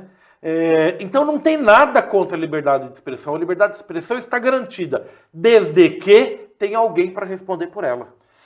Olha, é absolutamente claro aquilo que você falou, não é? Não existe a quem recorrer dentro da empresa que tem a responsabilidade pela SpaceX e dentro do cenário nacional. Espera um pouquinho, mas que história é essa? De onde que veio isso? Não é? Que brincadeira é essa? Esse projeto da OAB, bem rapidinho eu vou falar, que é a OAB por Elas. É um projeto que nós acompanhamos, nos inspiramos na OAB de São Manuel, né? Que as advogadas voluntariadas atendem na delegacia uma vez por semana, né? No caso aqui não é na delegacia, na sala Lilás que tem na seccional aqui de Tapetininga. Certo, Porque aqui a sala Lilás fica, né, para fazer o atendimento das mulheres vítimas de violência. Então eles nos cederam esse espaço e a gente achou ficou melhor ali, porque ali se vem alguém que reclama, os próprios funcionários da delegacia indicam já que as advogadas estão ali toda segunda-feira, para orientar, porque a pessoa fica perdida, a pessoa às vezes vai fazer um boletim, mas de repente fica assim, não sei agora, e como é que eu faço, né? Então, ali é para dar uma orientação, né? Respeitando toda a ética, né? Já tem todo um contrato, quem fala com a vítima ali não pode nem advogar, nem para ela, nem para o agressor, para não ter problema com a advocacia em si, para não prejudicar o trabalho de ninguém. Captação de Então nós temos esse trabalho lá, que está toda segunda-feira. É lógico que tem algumas falhas ainda, a gente queria melhorar mais, então, e como é voluntariado, a gente está tentando melhorar isso. Mas eu quero aqui falar, né, aproveitar essa oportunidade que a gente está aqui, para as outras colegas que quiserem participar desse projeto, porque para nós é muito importante que tenha bastante voluntárias, porque para não ficar cansativo. Porque o trabalho voluntário tem isso, né? Chega uma hora que a pessoa cansa, né? A gente cansa de correr e de não ter mais. E quando você é muito proativa, daí todo mundo empurra tudo para você também, né? Sabe essa coisa? Então a gente acaba acumulando demais e a pessoa um dia desiste. Quem tiver essa disponibilidade, está mais tranquilo ainda e quer colaborar, a gente fica muito grata que mais advogadas participem. Nós já temos uma quantidade, mas que possam participar. Quanto mais, melhor. Pode pegar esse boletim de urna, você pode somar os votos ali, todos os boletins. O presidente é orientado até que se alguém quiser pendure na frente da parede ali. Isso. Né, o boletim de urna, daquela sala de aula lá. Isso. Se alguém quiser conferir a soma desse boletim com esse, tem que bater com o que está no resultado. E o que sai aqui e o que chega no tribunal. Isso. Né? Quer dizer, e outra coisa, mas pode um hacker, durante a eleição, entrar lá na urna e fazer inserção de... Não pode, porque a urna ela não é ligada à internet. Nossa, tem que repetir isso 10 vezes, doutor. A urna não é conectada por nenhum meio, nem pelo celular, nem pela internet. Não tem forma, né? Não tem forma. Então, e outra coisa... mas pegou a urna e colocou um software que não é do Tribunal Regional Eleitoral, a urna não aceita. Sim. O software que o tribunal desenvolve não é aceito em outro equipamento, porque é exclusivo. Eu diria até que chega a ser um pouco chato trabalhar nessa época do ano, né? Porque, por exemplo, nós tivemos uma reunião dos juízes com o presidente do Tribunal Regional Eleitoral, o desembargador Silmar Fernandes, ele já nos avisou que a nossa troca de senhas para acessar o sistema vai ser constante. Ele falou, olha, eu sei que isso aborrece um pouco os senhores, é um pouco trabalhoso, mas é necessário para a nossa segurança. Então, até mesmo o juiz tem uma senha. Uma senha, exato. Para entrar nos processos, nos sistemas. Nos processos, não é na urna. Não na urna, nos processos. Nos processos. Judiciais, de tempo em tempo muda essa senha. Muda essa senha, tem dupla verificação. Certo. Né? Então, para que eu, juiz, possa acessar um processo, eu insiro lá a minha senha e ainda eu tenho que ter um aplicativo, né, que vai me dizer, eu tenho que digitar lá qual que é o número que eu tenho no meu aplicativo. Tipo aquele aplicativo do GovBR. Exatamente. Né? Você tem a senha, mas minuto a minuto muda o código de acesso, não sei o quê. Então, é um pouco até chato, né? Você vai trabalhar, né? E às vezes você digita a sua senha e fala, olha, foi enviado um código para o seu e-mail profissional. Então, às vezes eu tenho que certificar 3 vezes que eu sou o Alfredo para conseguir acessar um processo. Ergoterapia. Eu tinha crianças que eram PC, né, que é aparelho de cerebral, extremamente comprometidos, sentados naquela cadeira onde eles ficam naquela postura e começaram a fazer ergoterapia. Eles passaram a andar, eu dou até muita chorar.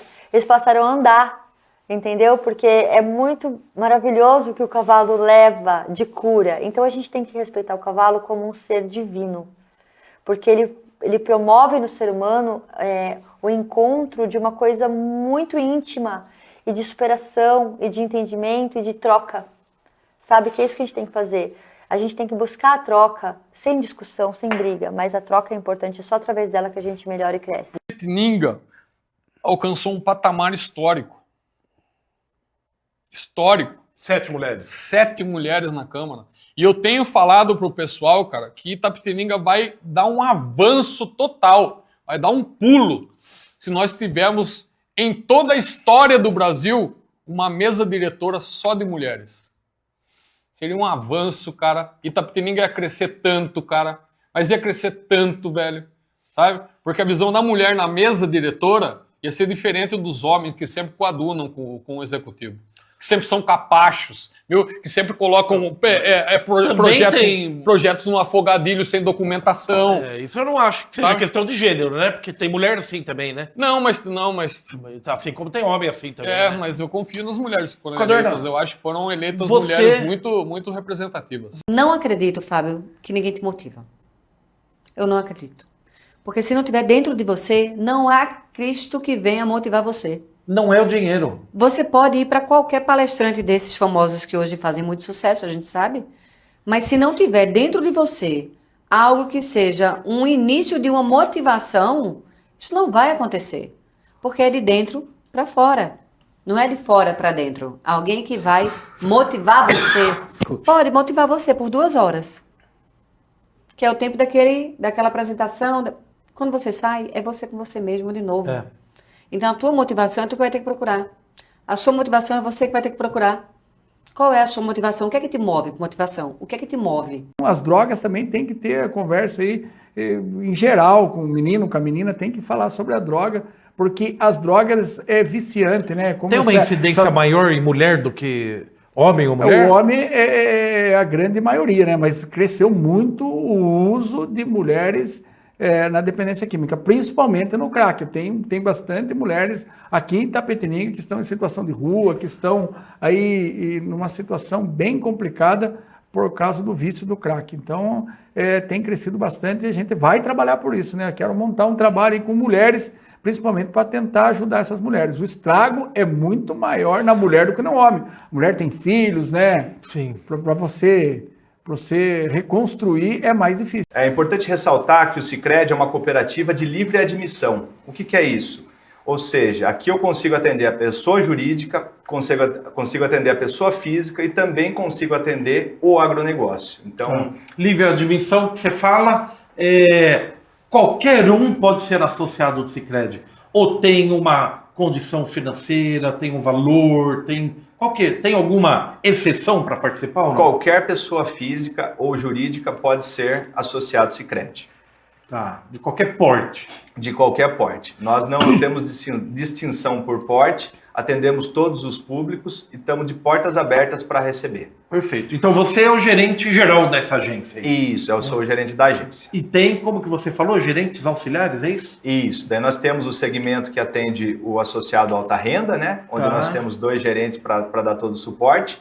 Nós temos o gerente de pessoa física, que atende todo o varejo, e também temos o especialista de agronegócio. Do fato, aí a gente discutiu na rádio e eu saí e fui para o estacionamento. Ele ficou me ligando, eu vi que era ele, não atendi o primeiro momento, ele continuou me ligando, eu passei todo o estacionamento, o telefone tocando e vibrando. Aí chegando perto do carro, eu atendi de novo, eu vi Milton, desliguei.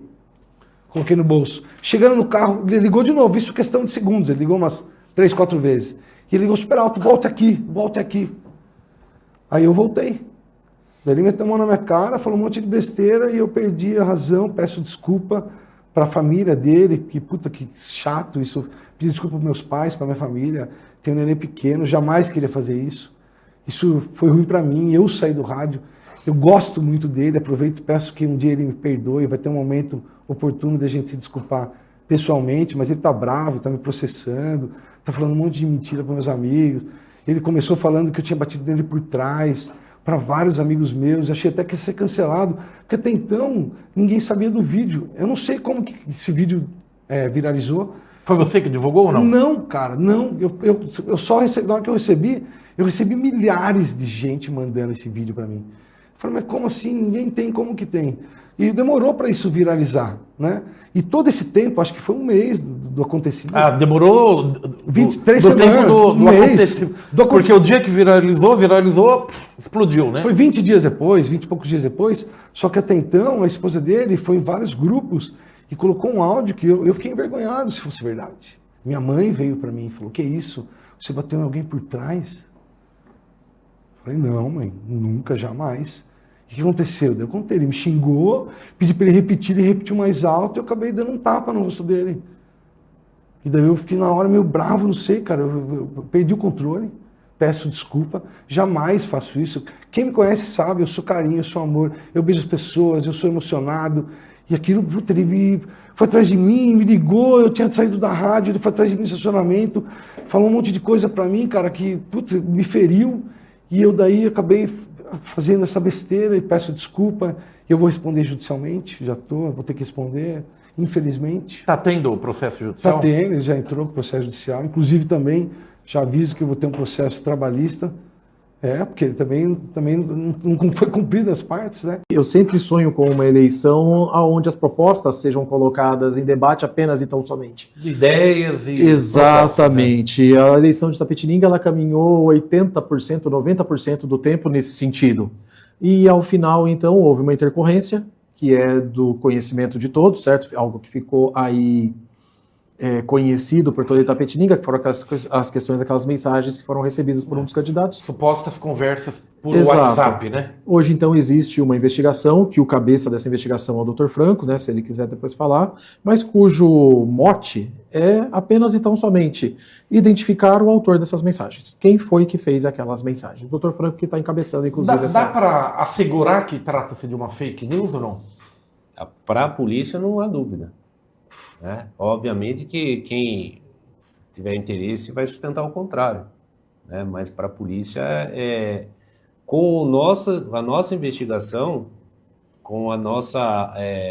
porque existiram representações judiciais que nos deram acesso a alguns elementos para que nós formássemos a nossa convicção, né? Nós acreditamos que isso tenha sido uma criação.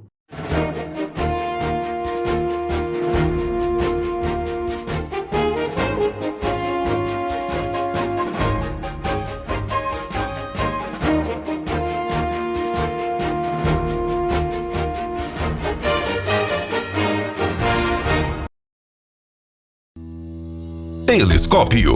Oferecimento. Plano de Assistência Familiar Camargo. Tradição, seriedade e respeito.